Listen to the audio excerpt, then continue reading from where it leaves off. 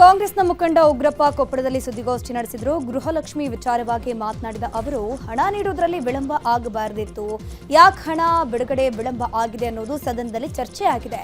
ಹಣ ನೀಡದಿದ್ರೆ ಕೊಡ್ತೀನಿ ಅನ್ನೋದನ್ನ ಸಿಎಂ ಹೇಳಿದ್ದಾರೆ ಅಂತ ಅಂದರು. ಒಂದು ಹೇಳ್ತಾನೆ ನಿಜ. ಈಗ ಒಂದೊಂದು ಸಾರಿ ರಾಜಕೀಯ ವ್ಯವಸ್ಥೆ ಅಧಿಕಾರಿಗಳು ಕೊಟ್ಟಂಥ ಮಾಹಿತಿ ಆಧಾರದ ಮೇಲೆ ಆ ಹೆಣ್ಮಗಳು ಹೇಳಿಕೆ ಕೊಟ್ಟಿದ್ದಾರೆ ಅಂತ ಕಾಣ್ತಾ ಇದೆ. ನಾನು ಇಲ್ಲ ಅಂತ ಹೇಳುತ್ತೆ. ಆದರೆ ಅಂತಿಮವಾಗಿ ರಿಯಾಲಿಟಿ ಗೊತ್ತಾದ ಮೇಲೆ ರಿಯಾಲಿಟಿ ಗೊತ್ತಾದ ಮೇಲೆ ಹೆಣ್ಮಗಳು ಉದ್ದಟತನ ತೋರ್ಬೋದೇ? ತೋರಿಲ್ಲ. ಎಸ್, ಪೇಮೆಂಟ್ ಆಗಿಲ್ಲ, ಮಾಡ್ತೀವಿ ಅಂತೇಳಿ. ಅದೇ ಸಂದರ್ಭದಲ್ಲಿ ಮುಖ್ಯಮಂತ್ರಿಗಳಲ್ಲಿ ಇದ್ದಂಥವ್ರು ಎಸ್ ಆಗದ ಇದ್ದರೆ ನಾನು ಮಾಡ್ತೀವಿ ಅಂತ ಹೇಳಿದ್ದಾರೆ. ಸೊ ನೀವೇನು ನನ್ನನ್ನು ಪ್ರಶ್ನೆ ಮಾಡ್ತಾ ಇದ್ರಿ, ಈ ಪ್ರಶ್ನೆಯಲ್ಲಿ ಅರ್ಥ ಇದೆ, ಇಲ್ಲ ಅಂತ ನಾನು. ಇನ್ನು ವಾಲ್ಮೀಕಿ ಅಭಿವೃದ್ಧಿ ನಿಗಮದ ಭ್ರಷ್ಟಾಚಾರ ವಿಚಾರವಾಗಿಯೂ ಪ್ರತಿಕ್ರಿಯೆ ನೀಡಿದ್ದು, ಭ್ರಷ್ಟಾಚಾರವನ್ನು ಕಾಂಗ್ರೆಸ್ ಎಂದಿಗೂ ಸಹಿಸಿಕೊಂಡಿಲ್ಲ. ಕಾಂಗ್ರೆಸ್ ಯಾವುದೇ ಕಾರಣಕ್ಕೂ ಭ್ರಷ್ಟಾಚಾರದ ಜೊತೆ ರಾಜಿ ಮಾಡಿಕೊಂಡಿಲ್ಲ ಅಂತ ಹೇಳಿದರು.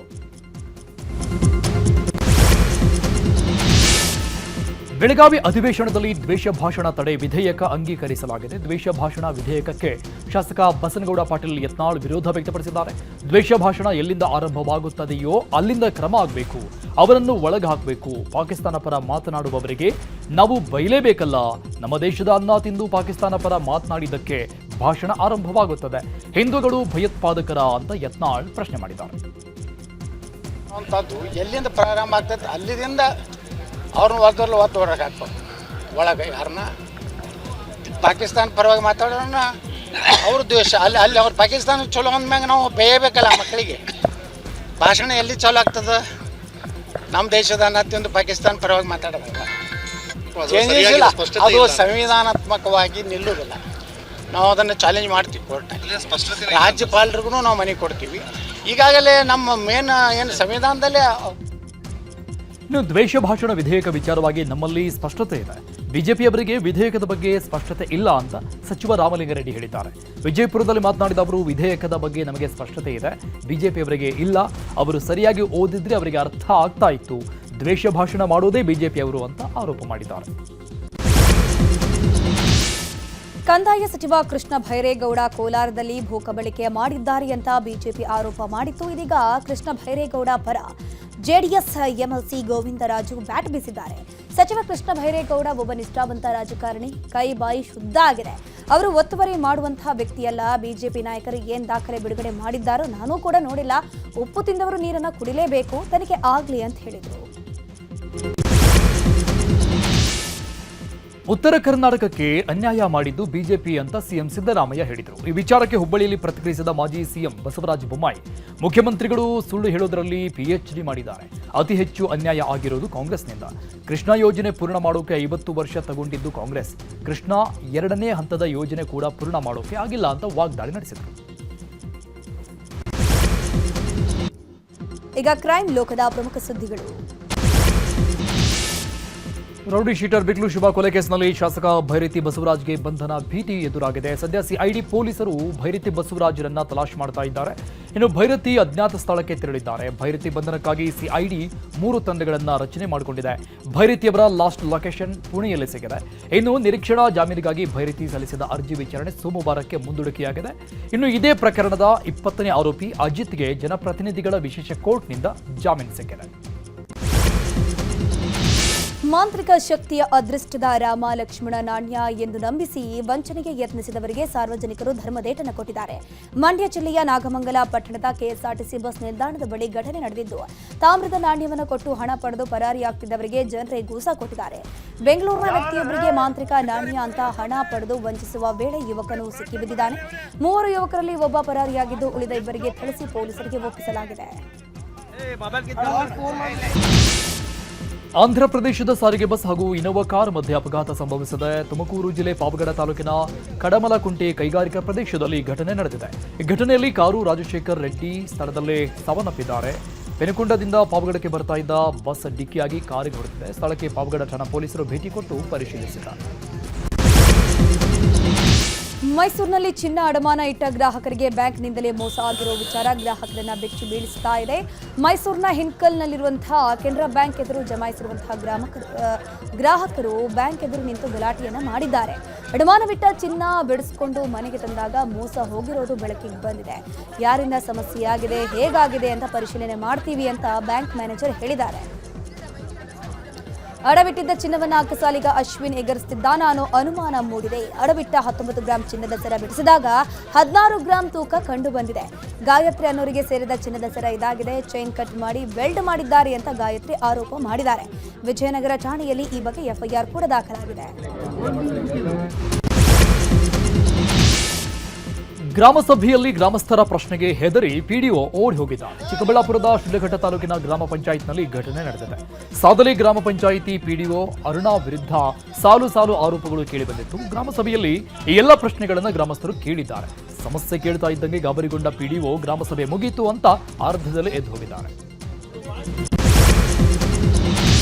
ಸಾಂಪ್ರದಾಯಿಕವಾಗಿ ನಡೆಯುವ ಕೋಳಿ ಅಂಕದ ಮೇಲೆ ಪೊಲೀಸರು ದಾಳಿ ಮಾಡಿದ್ದಾರೆ. ದಕ್ಷಿಣ ಕನ್ನಡ ಜಿಲ್ಲೆಯ ಬೆಟ್ಟದ ಕೇಪು ಉಳ್ಳಾಲ್ತಿ ಕ್ಷೇತ್ರದ ಪಕ್ಕದಲ್ಲಿ ಕೋಳಿ ಅಂಕ ನಡೆಯುತ್ತಾ ಇತ್ತು. ಕೋಳಿ ಅಂಕದ ಮೇಲೆ ಪೊಲೀಸರು ದಾಳಿ ಮಾಡಿರುವುದಕ್ಕೆ ಪುತ್ತೂರು ಶಾಸಕ ಅಶೋಕ್ ಕುಮಾರ್ ರೈ ಆಕ್ರೋಶ ವ್ಯಕ್ತಪಡಿಸಿದ್ದಾರೆ. ಈ ಕ್ಷೇತ್ರದ ಸಂಪ್ರದಾಯದಂತೆ ಕೋಳಿ ಕಟ್ಟ ನಡೆಯುತ್ತೆ, ಇಲ್ಲಿ ಯಾವುದೇ ಜೂಜು ನಡೀತಾ ಇಲ್ಲ, ಅವಕಾಶ ಕೊಡಿ ಅಂತ ಪೊಲೀಸರ ವಿರುದ್ಧವೇ ಆಕ್ರೋಶ ವ್ಯಕ್ತಪಡಿಸಿದರು.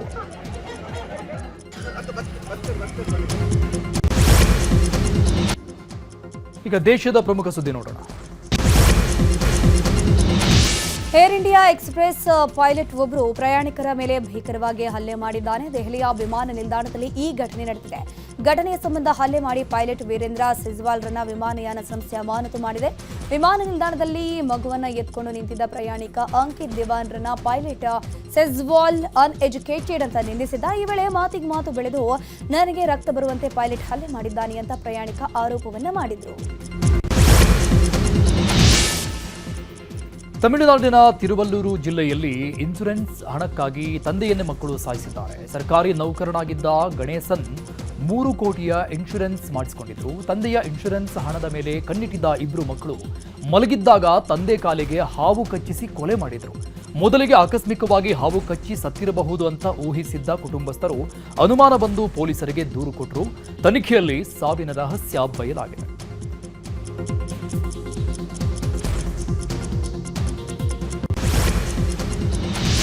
ಬಿಜೆಪಿ ನಾಯಕ ಅಮಿತ್ ಮಾಳವಿಯ ವಿರುದ್ಧ ಎಫ್ಐಆರ್ ದಾಖಲಾಗಿದೆ. ಸೋಷಿಯಲ್ ಮೀಡಿಯಾದಲ್ಲಿ ಪ್ರಚೋದನಾಕಾರಿ ಪೋಸ್ಟ್ ಹಂಚಿಕೊಂಡಿರುವ ಆರೋಪದ ಮೇಲೆ ಕೋಲ್ಕತಾದ ನರೇಂದ್ರಪುರ ಪೊಲೀಸ್ ಠಾಣೆಯಲ್ಲಿ ಪ್ರಕರಣ ದಾಖಲಾಗಿದೆ.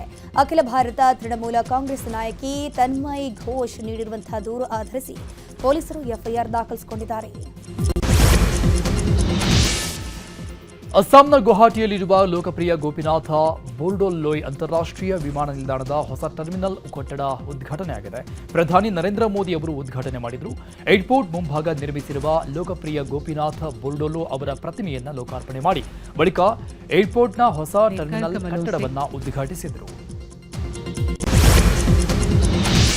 ನಿಷೇಧಿತ ಸಿಪಿಐ ಸಂಘಟನೆಯ 41 ನಕ್ಸಲರು ತೆಲಂಗಾಣ ಪೊಲೀಸರಿಗೆ ಶರಣಾಗಿದ್ದಾರೆ. ಶರಣಾದ ಉಗ್ರರು ಒಟ್ಟು 24 ಬಂದೂಕುಗಳನ್ನು ಮತ್ತು ವಿವಿಧ ಕ್ಯಾಲಿಬರ್ಗಳ 733 ಜೀವಂತ ಗುಂಡುಗಳನ್ನು ಪೊಲೀಸರಿಗೆ ಒಪ್ಪಿಸಿದ್ದಾರೆ.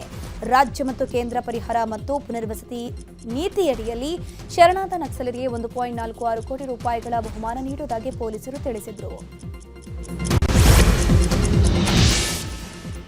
2026ರ ವಿಶ್ವಕಪ್ ಕನಸಿಗೆ ಹೊಸ ಸೈನ್ಯ ರೆಡಿಯಾಗಿದೆ. ಅಜಿತ್ ಅಗರ್ಕರ್ ನೇತೃತ್ವದ ಆಯ್ಕೆ ಸಮಿತಿಯು 15 ಸದಸ್ಯರುಳ್ಳ ಆಟಗಾರರ ತಂಡವನ್ನು ಪ್ರಕಟಣೆ ಮಾಡಿದೆ.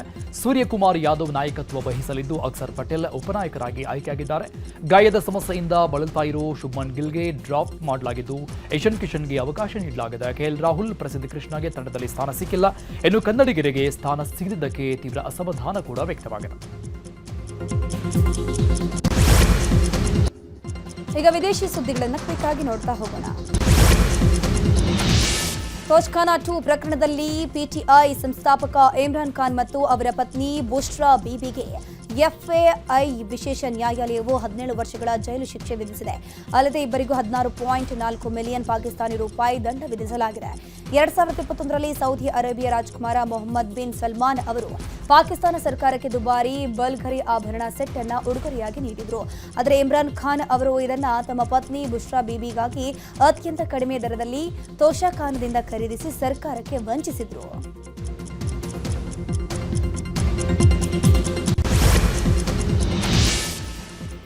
ಅಮೆರಿಕ ಸೇನೆ ಸಿರಿಯಾ ಮೇಲೆ ಸೇನಾ ದಾಳಿ ನಡೆಸ್ತಾ ಇದೆ. ಇಸ್ಲಾಮಿಕ್ ಸ್ಟೇಟ್ ಉಗ್ರರನ್ನ ಗುರಿಯಾಗಿಸಿ ಅಮೆರಿಕ ಸೇನೆ ಕಾರ್ಯಾಚರಣೆ ಮಾಡ್ತಾ ಇದೆ. ಆಪರೇಷನ್ ಹೌಕಿ ಹೆಸರಲ್ಲಿ ಕಾರ್ಯಾಚರಣೆ ನಡೀತಾ ಇದ್ದು ಐಸಿಸ್ ಉಗ್ರರ ನೆಲೆಗಳನ್ನು ಧ್ವಂಸ ಮಾಡಲಾಗ್ತಾ ಇದೆ. ಬಾಂಗ್ಲಾದೇಶದ ಹಲವೆಡೆ ಪ್ರತಿಭಟನೆಗಳು ಹಿಂಸಾಚಾರ ಭುಗಿಲೆದ್ದಿದೆ. ಇನ್ನು ಒಸ್ಮಾನ್ ಹಾದಿ ಹತ್ಯೆ ಖಂಡಿಸಿ ಪ್ರತಿಭಟನಾಕಾರರು ಬೀದಿಗಿಳಿದಿದ್ದು ದೇಶದ ಪ್ರಮುಖ ಪತ್ರಿಕಾ ಕಚೇರಿಗಳ ಮೇಲೆ ದಾಳಿ ಮಾಡಿ ಬೆಂಕಿ ಹಚ್ಚಿದ್ದಾರೆ. ಢಾಕಾದಲ್ಲಿ ಒಸ್ಮಾನ್ ಅವರ ತಲೆಗೆ ದುಷ್ಕರ್ಮಿಯೊಬ್ಬ ಗುಂಡು ಹಾರಿಸಿದ್ದ. ಗಂಭೀರವಾಗಿ ಗಾಯಗೊಂಡಿದ್ದ ಒಸ್ಮಾನ್ ಹಾದಿ ಚಿಕಿತ್ಸೆ ಫಲಿಸದೆ ಸಾವನ್ನಪ್ಪಿದ್ದಾರೆ. ಇದರಿಂದ ಬಾಂಗ್ಲಾದಲ್ಲಿ ಆಕ್ರೋಶದ ಕಿಚ್ಚು ಜೋರಾಗಿದೆ. ಕೊಲೆಗಾರರನ್ನ ಎಲ್ಲೇ ಇದ್ರೂ ಬಂಧಿಸಬೇಕು ಅಂತ ಒತ್ತಡ ಹೆಚ್ಚು ಮಾಡಲಾಗಿದೆ.